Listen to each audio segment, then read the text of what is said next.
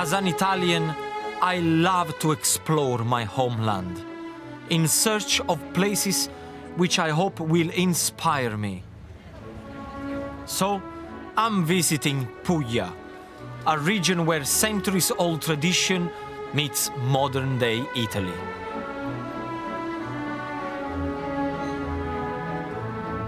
If you look at the boot of Italy, Puglia forms the heel of the boot. Today, I'm on the Adriatic coast, near the city of Bari.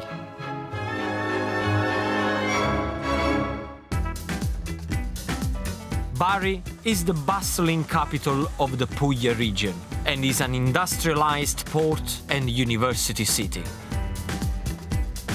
Along the coastline is a wide, flat plain, and with the cool sea breezes from the Adriatic, conditions are perfect for growing olives and producing olive oil. They got everything here. They got the sun, they got the wind coming from the sea, everything is nice and flat. This is paradise as far as olive oil is concerned.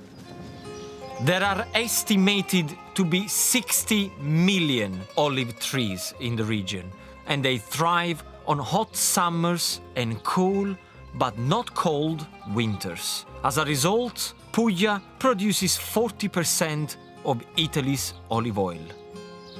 I'm visiting this traditional masseria or farmhouse because I want to take a closer look at the amazing olive trees that produce Italy's most famous oil. For any Italian, especially for a chef like myself, olive oil is the most important ingredient when you create a dish. Especially with a savory dish, you will realize that it always starts with olive oil. This plantation dates back to the Romans, who were the first to commercialize olive oil production. But some of these trees were already growing wild before that time. Corrado Rodio is the 7th generation of his family to look after the 1,000-tree olive grove.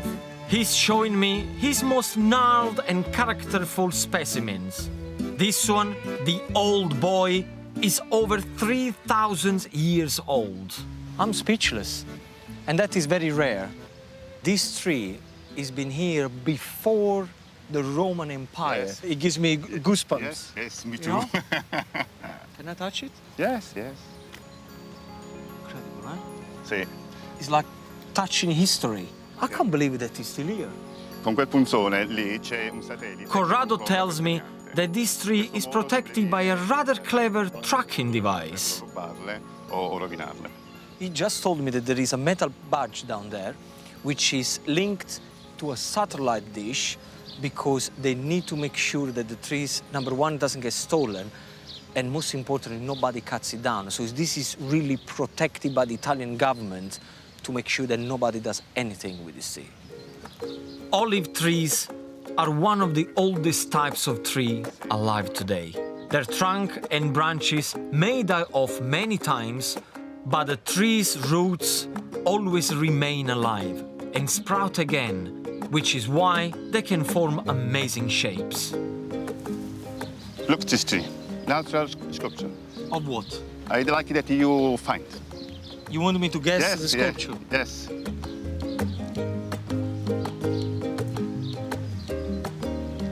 Corrado, I can't see anything. Look. There is a woman body.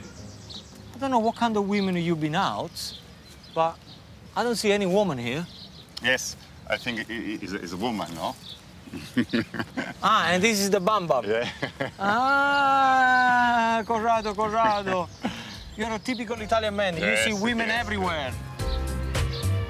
Unlike me, to miss the figure of a woman, I think the sun must be affecting both of us. We need to cool down and sample some of Corrado's extra virgin olive oil, made from green olives. Okay. You have to take a little bit. Take a... Inside. Yes. Okay.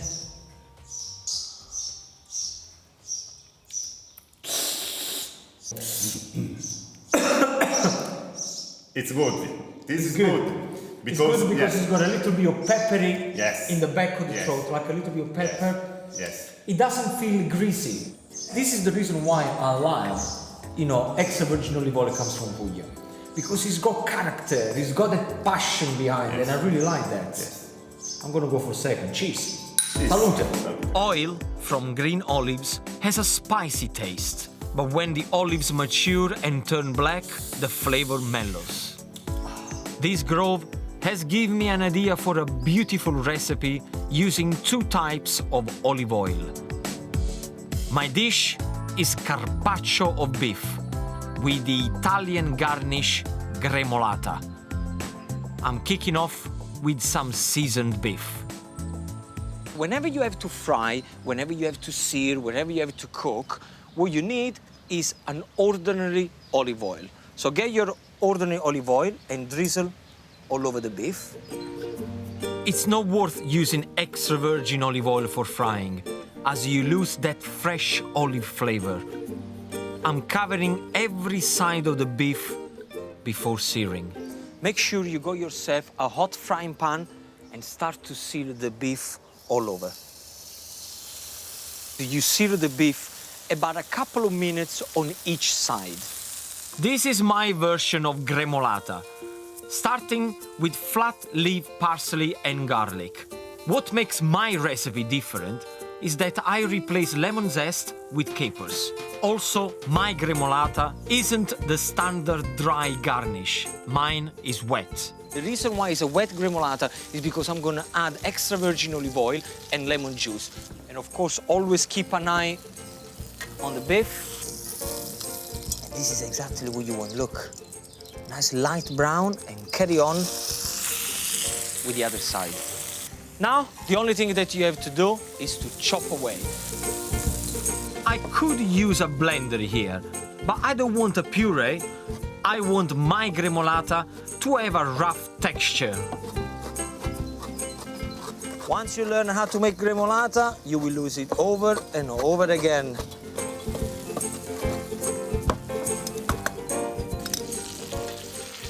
Oh yes. I'm happy with the beef.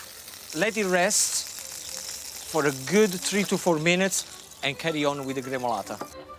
Now, what we need to add is a good squeeze of lemon juice. The sharp lemon will cut through the rich extra virgin olive oil. And I have to season it. And this is the consistency that you're looking for. So it looks like a roughly chopped pesto. Now's the time to slice the beef. Just like that. Now, can you see? All nice and seared outside, but yet rare in the middle. This is what a carpaccio is all about. The beef should be thinly sliced, and while it may look very rare to British eyes, trust me, it will melt in your mouth. This is the kind of dish that you would find usually on Italian tables, especially when it's on Sunday. Cover the slices of beef with a wet gremolata, just like this. All I need now are some fresh rocket leaves, dressed, of course, with extra virgin olive oil and lemon juice. And the last ingredient is shaved Parmigiano Reggiano. You can't beat a good Parmesan cheese. Let's see, this looks good. Beef carpaccio with gremolata. Now, this is the dish that you should have in Puglia. It couldn't be much easier. A fantastic way to make the flavor of the olive oil sing. I want to discover more about the food of Puglia. So I'm going to an ice cream parlor in Bari Old Town. Ice cream was introduced to Italy in the 17th century. Since then, Italians have built a global reputation for being the best ice cream makers. This parlor produces traditional flavors, but as food innovators, they are also experimenting with savory varieties. Buongiorno! On the menu is a gorgonzola and walnut ice cream. And as a chef, I must try it. Nice, thank you. For you, it's good? I think it's too strange for me, it's too different.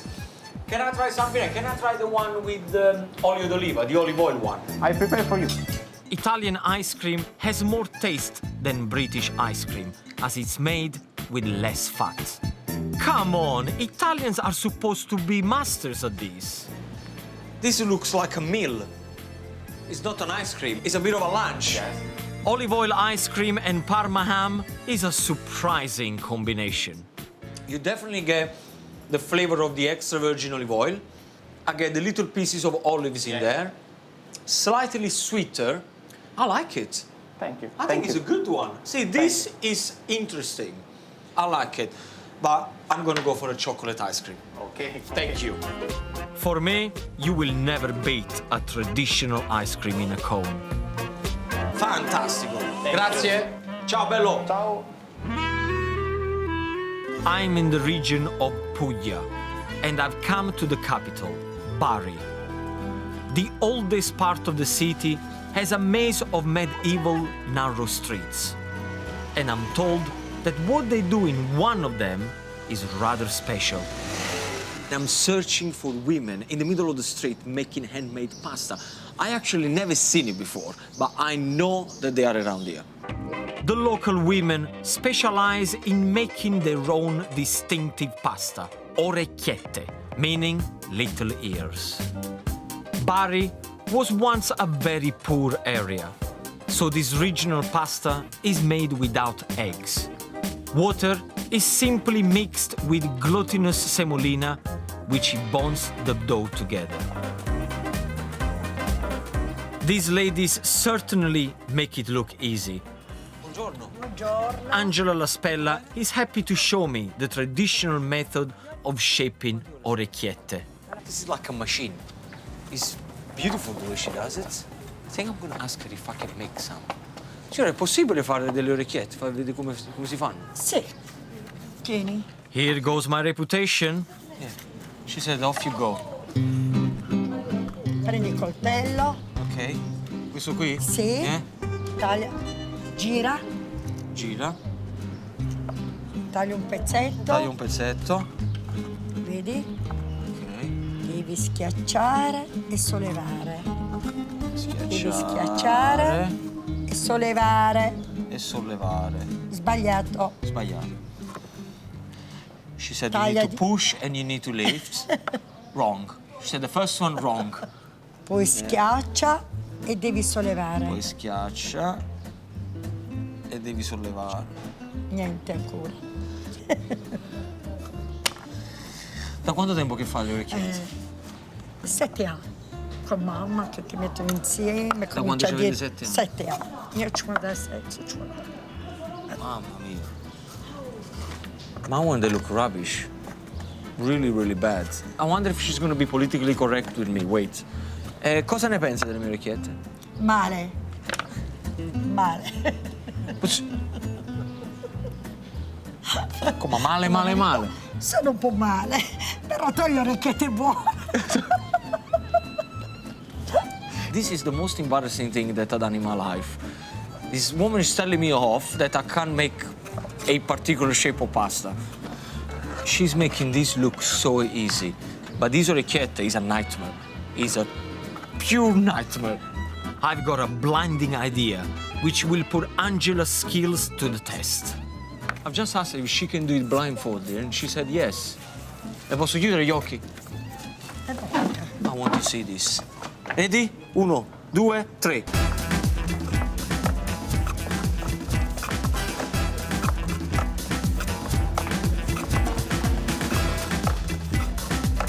Now this is out of order. This is not normal. This is not a woman, this is a superwoman. Bravissima. This is incredible. I don't know if I should carry on staying here or leave right now.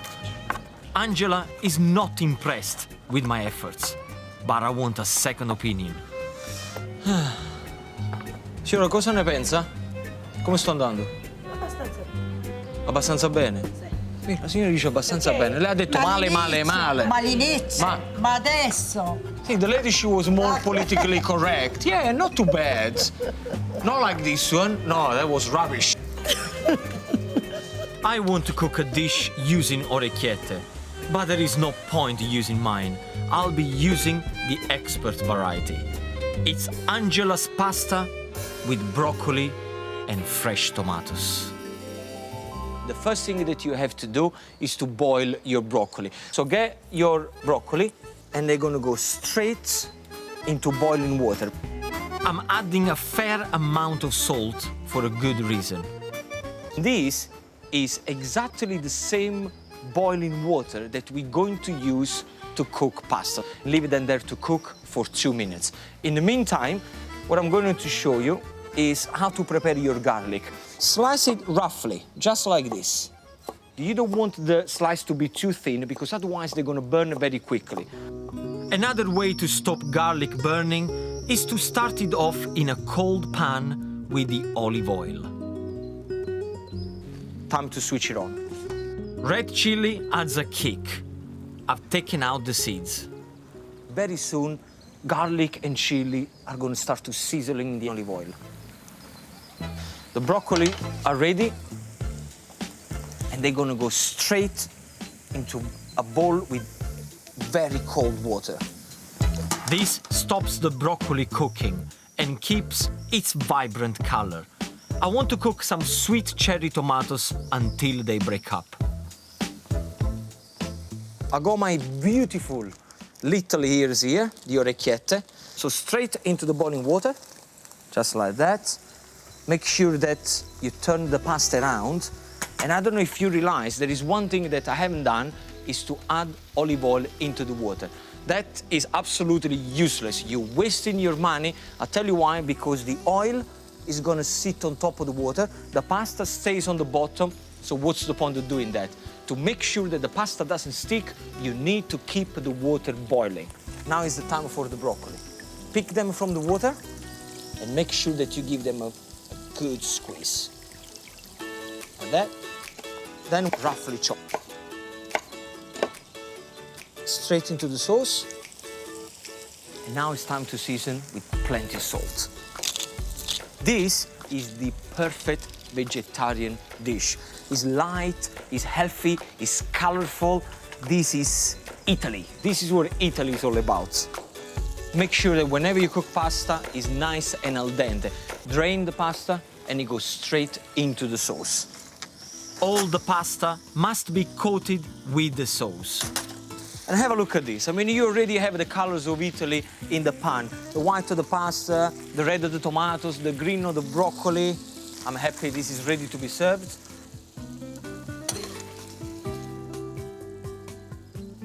Look at that.